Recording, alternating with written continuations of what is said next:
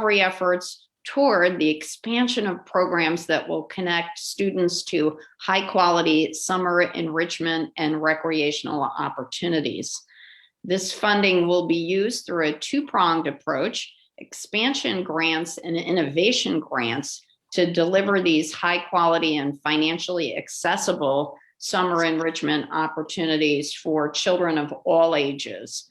This funding would not have been possible without the leadership and advocacy of our congressional delegation, specifically our own U.S. Senator Chris Murphy, who has been advocating tirelessly for this important funding. Thank you all for everything you're doing down in Washington to improve our children's education. There's no question that this has been an incredibly challenging year for so many of our students, and that's why the governor and I, our federal delegation, and our education leaders have been focused on identifying innovative ways to provide students, particularly those who were impacted by the pandemic, with unique learning opportunities year-round. This funding allows us to do just that. This funding will be used to expand access to summer camps, childcare centers, and other summer programs, so we can ensure that all of our children have the opportunity to succeed and are exposed to learning and enrichment opportunities outside the classroom. This is about creating opportunities that allow our students to have hands-on learning, build connections with older students and teachers, things many of our students were not able to experience while learning remotely during the pandemic. By giving our students an educational summer, we can ensure they're ready for a successful start to the new academic year in the fall. And it is now my honor to introduce United States Senator Chris Murphy, who has made this a priority and made this important funding possible. Good morning, Senator Murphy. Good morning, Lieutenant Governor. Thank you so much for convening us here. Thanks for your leadership on behalf of kids. Really exciting to be here. I know there's a pretty impressive roster of folks who want to talk about this launch, so I'll be very, very brief. Governor, thank you for your leadership. You and I talked early on about the importance of serving kids 12 months of the year, not just the 9 or 10 months that they're in formal schooling, and your help in trying to craft the language in the American Rescue Plan that targets funding for summer learning is part of what helped get this portion of the bill across the finish line. As Susan mentioned, I was the primary driver of this section of the bill, in part because I'm a parent that's struggling to figure out what my kids are going to do this summer. There's so much uncertainty for parents right now about what programs are going to be open and available, whether or not they're going to be able to afford to send their kids to good quality summer programs, with jobs returning, with workers coming back into an office setting. This summer is a really important time to make sure that parents have a safe place to send their kids. And this funding that is being announced today is going to allow for more kids in Connecticut, especially low-income kids, to be able to have access to quality summer programs. And what I really appreciate is that the team that's designed this program is certainly looking at the issue of learning loss to make sure that kids are going to be able to have some opportunity this summer to start a path back towards catching up on what they've lost in terms of academics.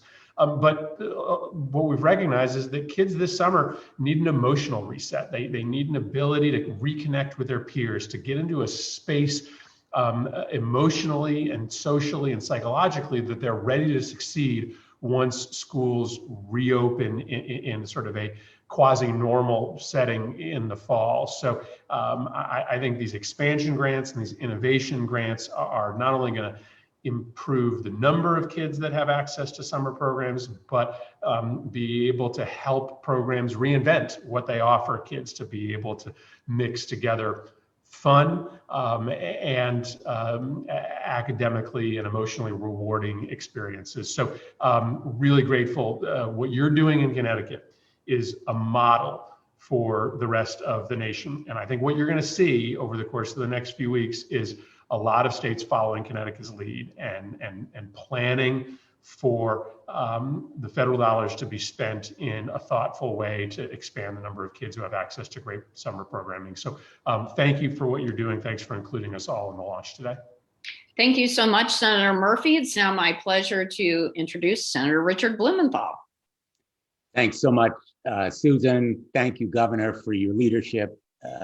Connecticut, once again, is ahead of the curve in not only expanding horizons for children, but doing it in a very fun and engaging way.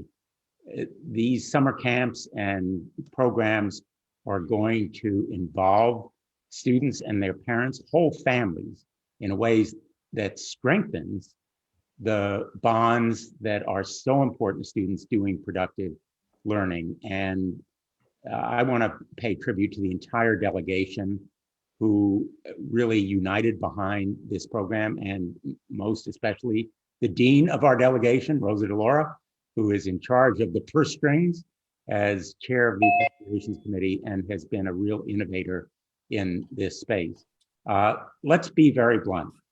This pandemic has exacted loss and trauma on young people more than any other group. They have seen economic crisis and death in their own families, isolation from their friends, hurt and harm in the food lines and other kinds of visible signs of the hardship and heartbreak of this pandemic. And that loss and pain isn't measured by the numbers and the metrics and the statistics. It isn't measured by the infection rates or the hospitalization rates. And so this program really speaks to that pain and loss and trauma that needs to be overcome. And the burden and pain have been spread unevenly. Underserved communities of color have been hit far more deeply. And one of the great points about this program is that it will target those underserved communities of color because they have seen twice the death rates and half the vaccination rates and much more of the isolation and loss that comes from remote learning, which for many of them have been no learning because they haven't been connected or they don't have the means to connect or they simply haven't had the supervision that's necessary. So this program is really equity in action. This program is equity in action led by educators. And I want to just close by saluting the teachers and educators of Connecticut and the country who have led with grace under pressure, real courage, dignity, strength as a model for their teachers and fellow teachers and others all around the country. And a final point, this program is a good short-term fix, but we have to recognize that the achievement gap existed before the pandemic and it's going to exist afterward. School districts in Connecticut and around the country need a permanent, reliable source of funding to close the achievement gaps that exist in our state and everywhere. These achievement gaps impede the achievements of our entire society. And the federal government has to really step up and step forward in a way that provides long-lasting efforts to close those achievement gaps. The pandemic has simply highlighted and aggravated them. And I think we can all be grateful for the governor's leadership in putting Connecticut ahead of the curve, really at the tip of the spear in beginning this longer term effort that's necessary to close achievement gaps that still afflict many, many communities around Connecticut. Thank you. Senator Blumenthal, thank you so much. And one of our fearless and fierce education leaders who is working to reduce that achievement gap or opportunity gap that you just mentioned, Senator, is our wonderful acting education commissioner, Charlene Russell Tucker, who has been working very hard to put together the guidelines for these critical summer programs. Commissioner Russell Tucker, thanks for joining us today. Thank you, Lieutenant Governor, and good morning to everyone. As so clearly stated by everyone so far this morning, the pandemic continues to be a substantial disruption to our children's learning and also to their interpersonal interactions and social emotional well-being. And so that's why we're encouraged and so thrilled today by new and bold innovative ideas, which are providing the ability to grow existing high quality programming in the state. We're very pleased under the governor's leadership that is promoting collaboration across state agencies and partnerships more broadly, that we have the opportunity to continue the state's effort to take forward-thinking actions, focus on students' academic and social emotional needs, to reduce the opportunity gaps, as you just mentioned, Lieutenant Governor, to accelerate learning, and so important to advance equity. And so this summer learning can occur every day, everywhere. And as the governor said, as the governor has said, now it's time to be bold, to challenge the current structures we have in place and to stretch our creativity. And this is what these grants will do. They will leverage the assets and strengths that already exist, the programs and the entities throughout Connecticut, to provide engaging, hands-on, transformative experiences to ignite students' imagination and reconnect them to the community this summer and beyond. So this approach allows us to create new opportunities to access summer enrichment programming, and as importantly, to build relationship for our students, to build relationship with their peers, and accessing services that address their social, emotional, and their mental health needs going forward this summer. Making transformative investments is critically important. And as Senator just mentioned, to those especially disproportionately impacted by the pandemic, and we'll help them to have a successful transition and better outcomes this fall and beyond. Going back to business as usual is not an option. And we believe that for children, families, and communities across the state, these grants will be a game changer. I also add my thanks to our delegation for all the hard work to make sure funding is available for us. And I know I see Senator McCrory on here as well for state leadership in this space. So thank you all very much. Back to you, Lieutenant Governor. Thank you so much, Commissioner Russell Tucker, and another of our educational leaders who has been laser focused on making sure that we have high quality, affordable childcare and early childhood learning across our state is our Commissioner Beth Bai. Commissioner Bai, thank you so much for joining us today.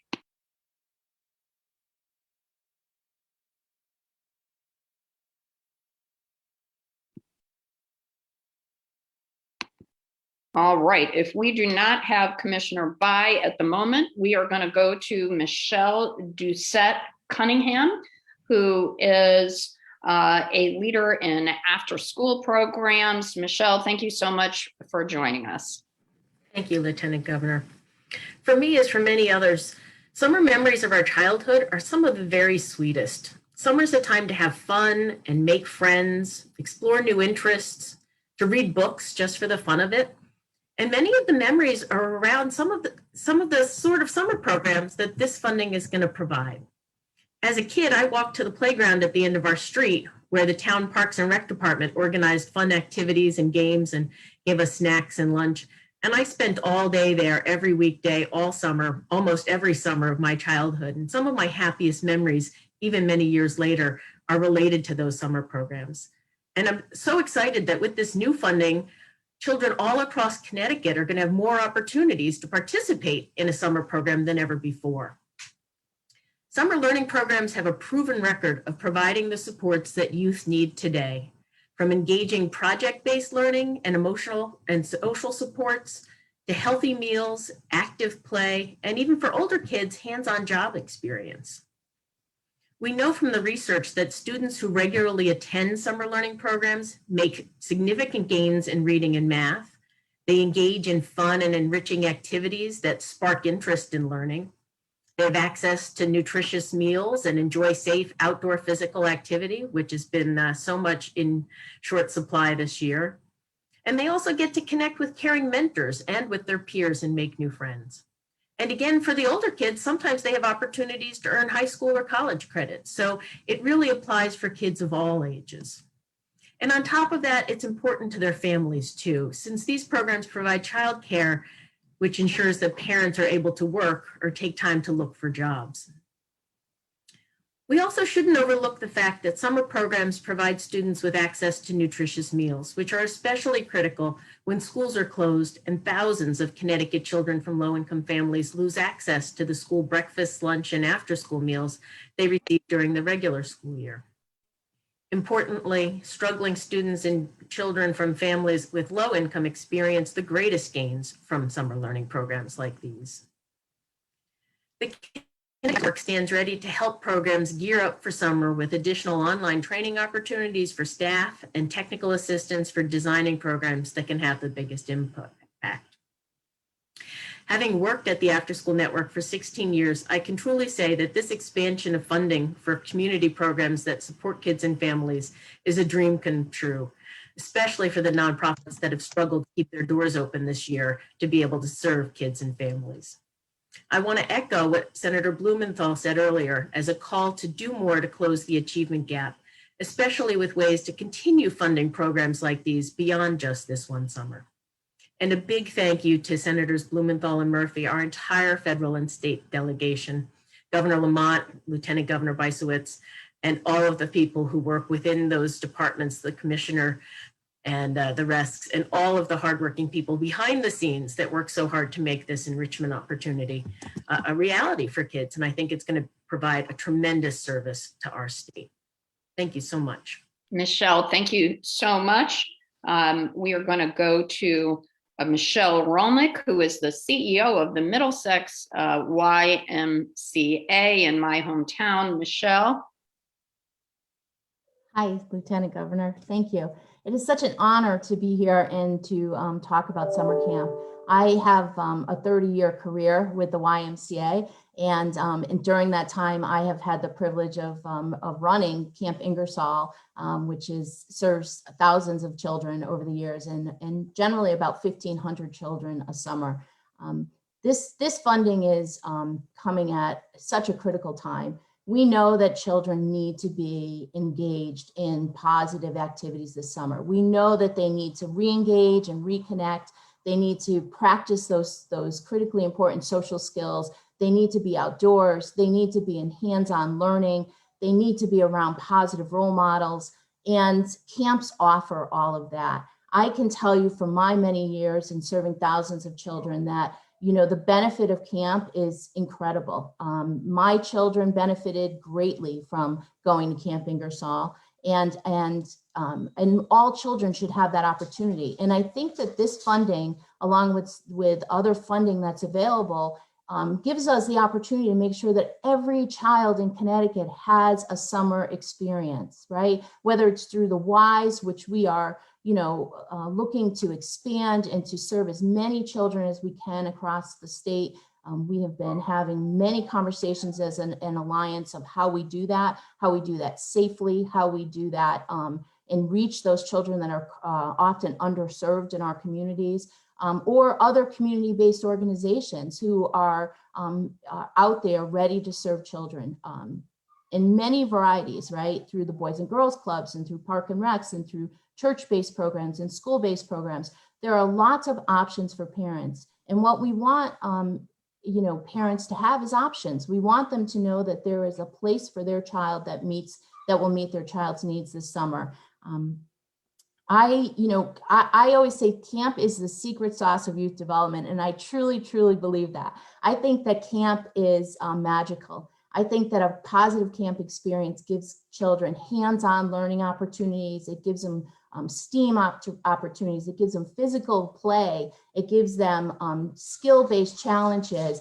Watching a child climb a climbing wall and jump off a leap of faith, or learn how to swim, or discover that they can go kayaking. those are magical experiences, and they should be for all children, regardless of their economic situation. And I think that this funding is going to really help children experience something and some joy, because what we know, those of us who have been working with children through this pandemic and with families, is that children need joy this summer. They need to put their tablets down, and they need to have fun, and they need to heal from this pandemic. And so I can tell you that the Ys are ready to embrace this opportunity and serve as many children across the state as we can. And we are just so grateful for Senator Murphy and this funding, and the governor really considering how important summer camp and summer experiences are going to be for children. So thank you for allowing me to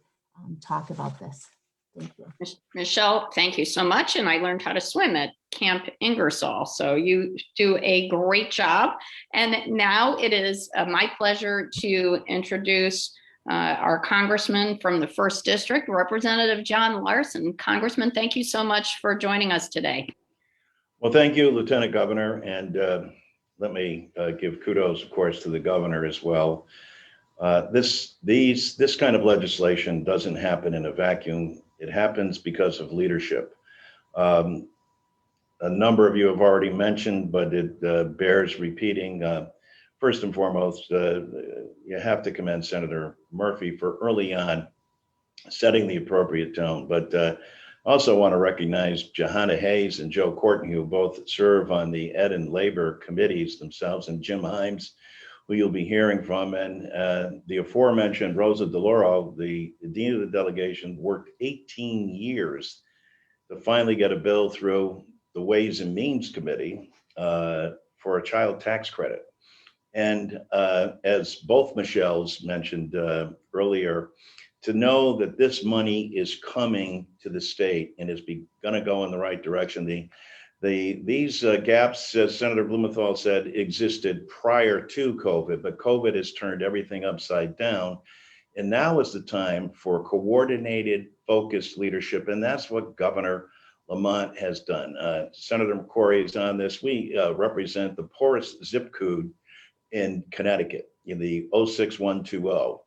And we want to make sure that especially, and Susan, you and Dick and I were all there when we embraced Ed Ziegler's schools as a family resource.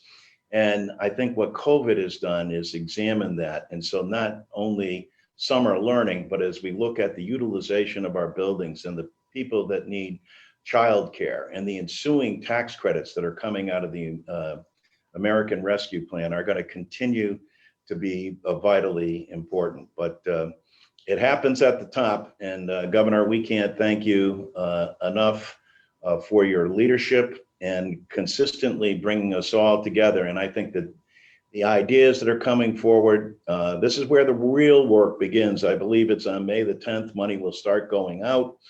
And we've got to make sure that we're taking full advantage of that in educating the people who will ultimately receive them. I'm honored to be part of this press conference. And Governor, again, thank you for your leadership.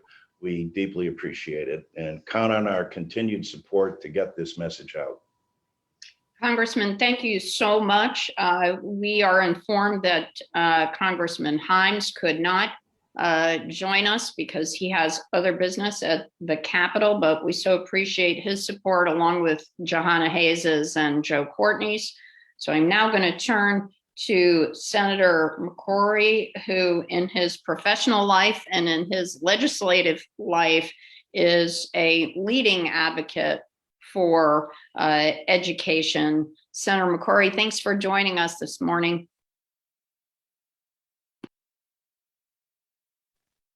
Thank you, and thank you for having me. I didn't have any planned comments because I didn't know we were having this morning, but I want to thank our leaders, our congressional leaders, for the work they've done to make sure this funding comes to the state of Connecticut. I also want to thank the governor and our commissioner for understanding the need of this. I want to add my 2 cents is I will hope that, Senator Blumenthal mentioned that this is an opportunity where we can address the achievement gap. But I want to be clear, This is not an achievement issue. This is an opportunity issue.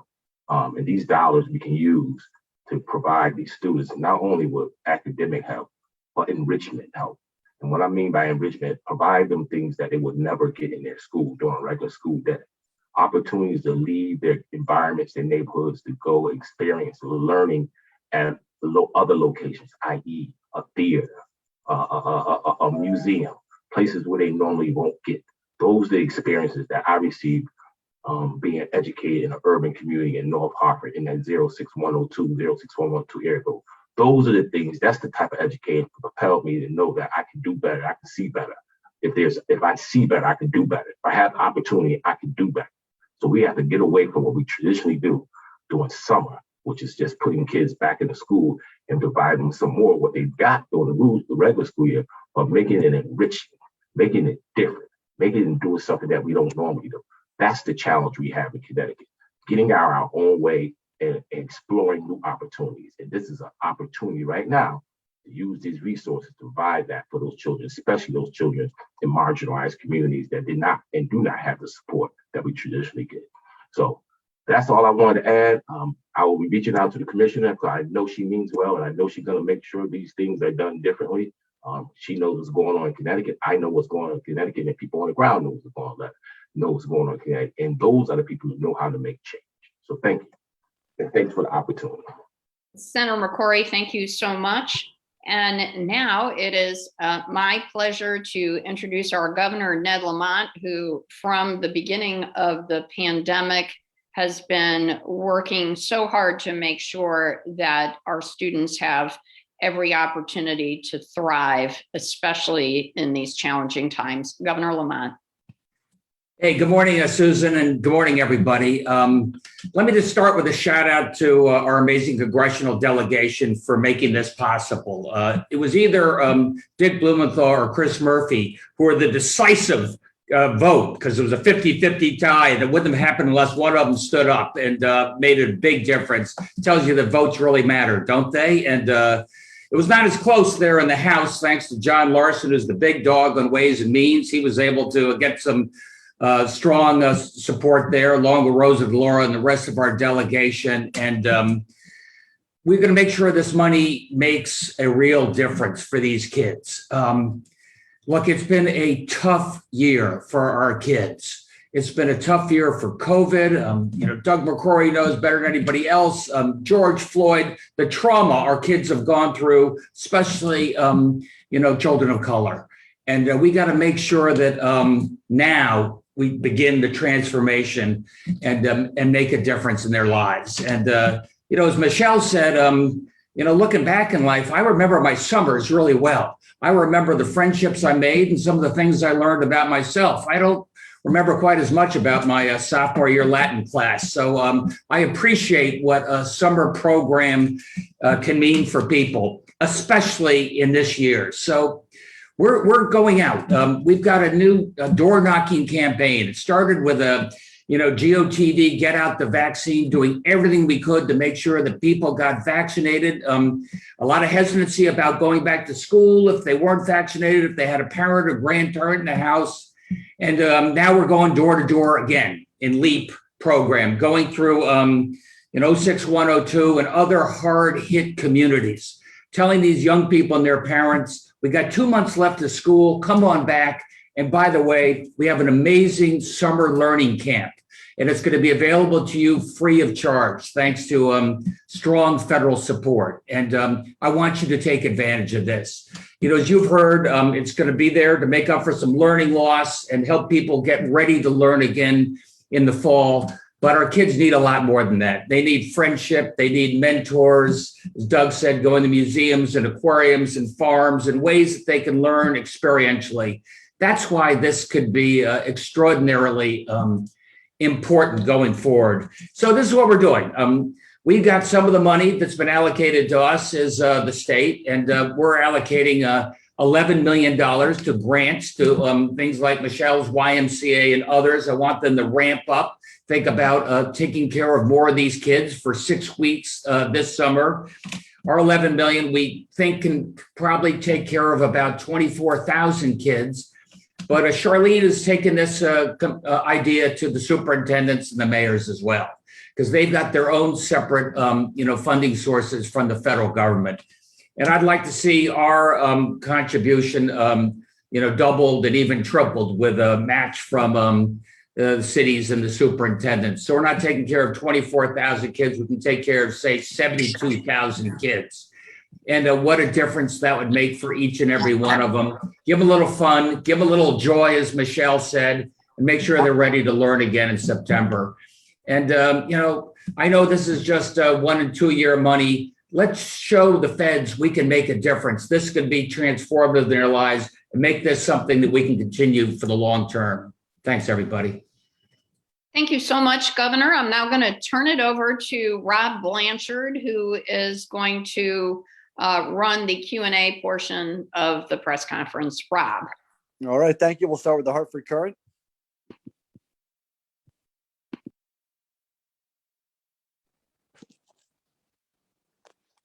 Okay, the Day of New London.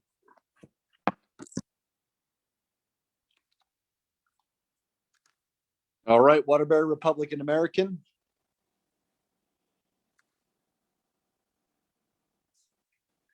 Fox 61. Hi, Governor. This is Ashley from Fox 61. Just hoping you could break down what exactly, I know we're talking about summer camps, but what exactly kind of programs you would like to see students participate in this summer with this funding?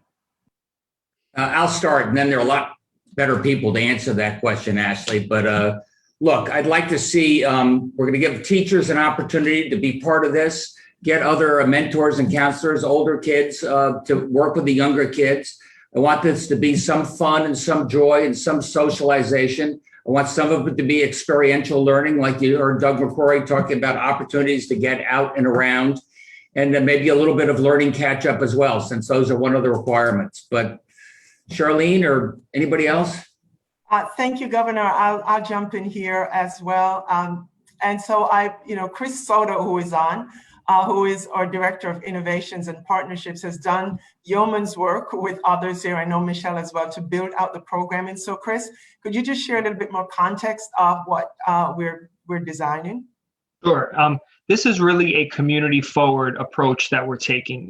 Our communities know our students, they know our families best. And so when you think about the expansion grants, we're looking at those Parks and Recs programs, the YMCAs, those small programs that can maybe expand more slots than they typically have, or maybe they can offer scholarships to families who haven't been able to do that in the past. And so that's what we're looking at in terms of that community forward approach in the expansion grants. And then you have innovation grants. Maybe there's, a part day program that could really benefit from a STEM component.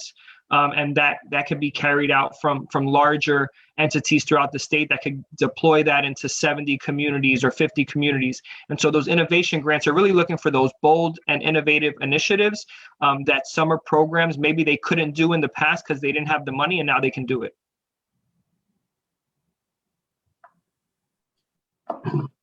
I'll add my 2 cents in it. I want to concur with what Chris said and what the governor said. And also, we have an opportunity here.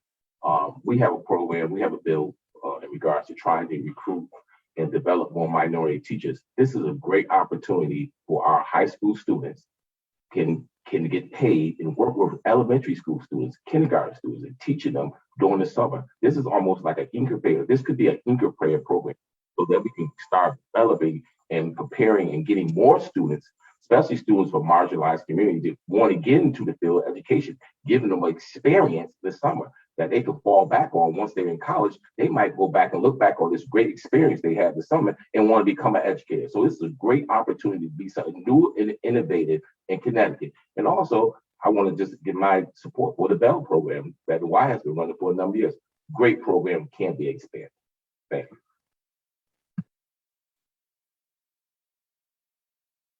All right, thank you. Moving on to the Connecticut Mirror.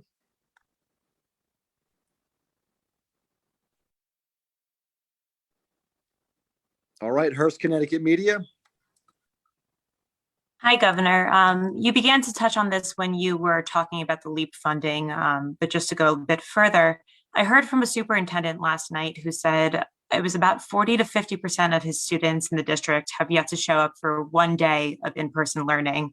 How can we encourage these students who are most at risk of being left behind to take advantage of opportunities like this, such as the summer learning programs? Yeah, there's a lot of anxiety in many of our communities. Look, some of the suburban small towns, you'll have 90% of those kids come back. In some of our cities, you have 50% of the kids. First of all, a shout out to our teachers. The schools have opened. They've been pretty much open. A lot of them are making calls to their students who are still at home saying, your friends miss you. Come on back. We've got students calling students saying, come on back, we miss you. We have the LEAP program that we just referred to, where people are knocking on doors, giving parents, the information they need to make a difference. But I'd love to hear others, what they think is the reason that more of the kids aren't coming back right now.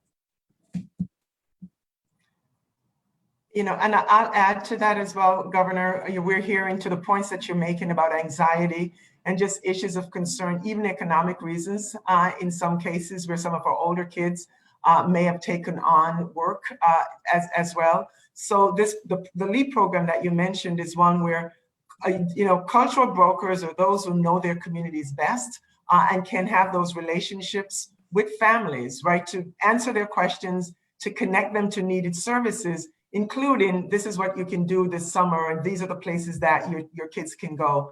That is really relationships, I think matter, and being able to make those connections are critically important. That's what some of our WISE and others do so well. They know the families and know the communities, and they become trusted messengers that they can connect with and get information from.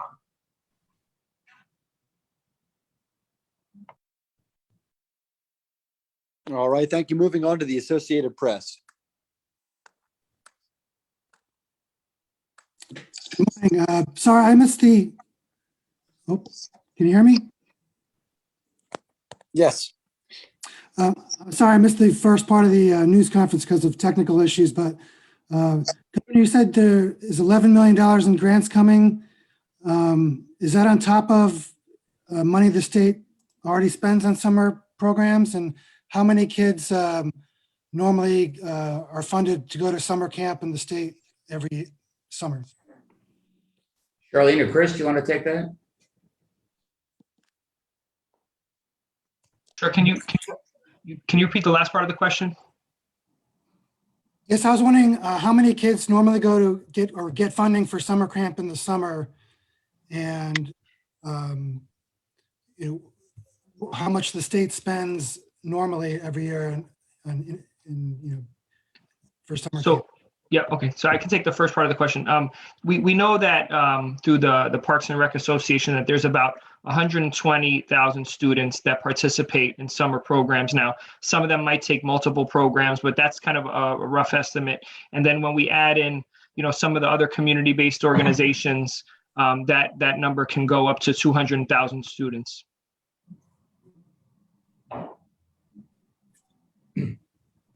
The state spends normally every summer on summer camp or summer learning programs?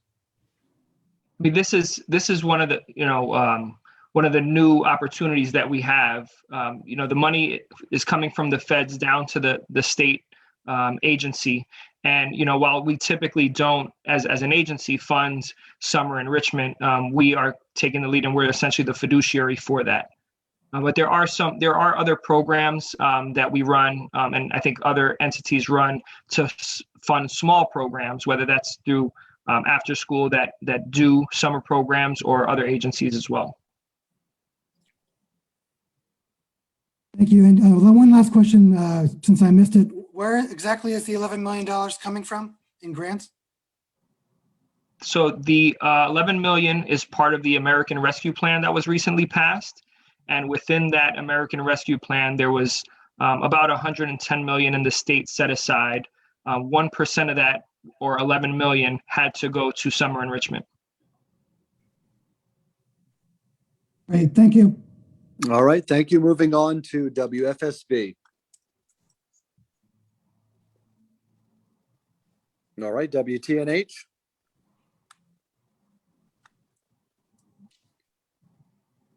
NBC Connecticut. Hello there. I just had a quick question. Michael Fuller here from NBC Connecticut. Could we just explain a little bit more what the day-to-day of this program could look like? I know, Governor, you had mentioned earlier that a part of it would be experiential, a part of it would be classroom. Also, a part of this is more of an expansion from programs like the YMCA, adding a little bit more to what they already do and allowing some more people to come into their programs. But could you explain, if just you had to break this down into a nutshell, what would this 6 weeks look like for Connecticut students across the state?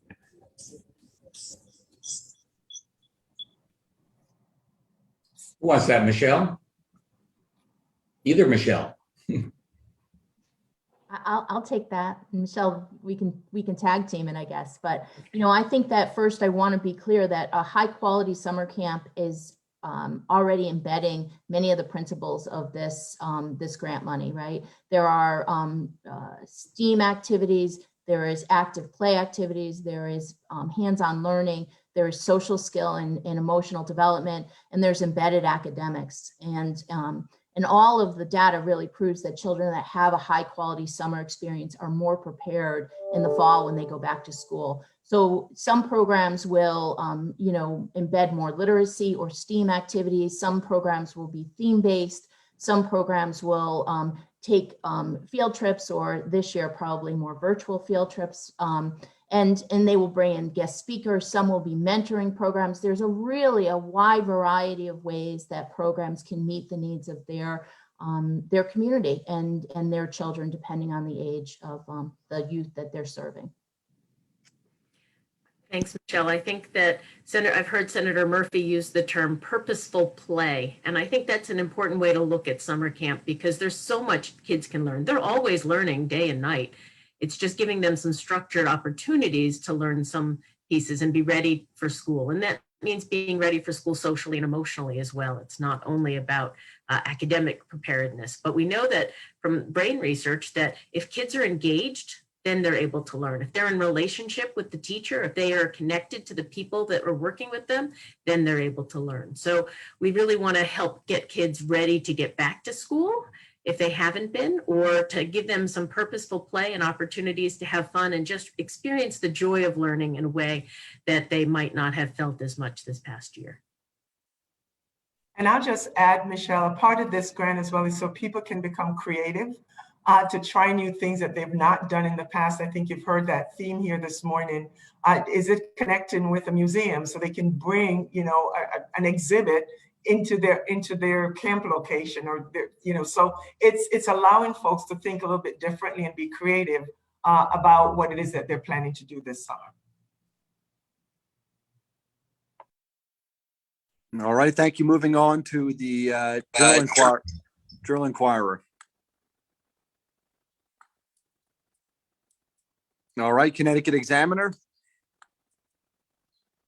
Hi, thanks. Good morning, everyone. Could you just give a breakdown of how these grants are going to be allocated? Is this an application-based system? Are certain areas going to be prioritized over others? So this is going to be a competitive grant process. And again, there's a two-prong approach to this. We have expansion grants, which are smaller grants to targeting those local community organizations that know their students and families best. And those grants are up to $25,000.